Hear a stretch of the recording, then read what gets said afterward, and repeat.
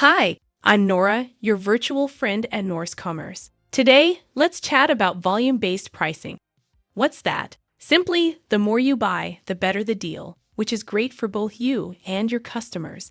So let's have a look how it can be set up. But before we start, volume-based pricing, or quantity breaks as it's also called, in Norce Commerce are set up per price list. This means that you can create deals based on volume that are unique per customer or customer segment.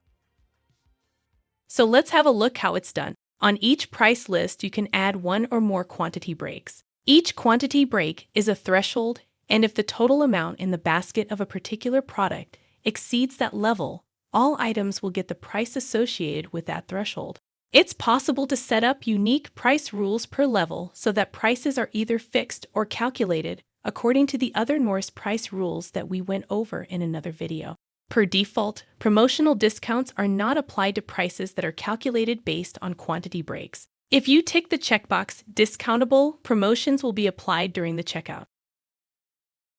That's pretty much there's to it. Of course, volume-based prices can be created using our API if you use the ERP as the master of prices. Have a look in our documentation if you have further questions. Thanks for watching and see you soon.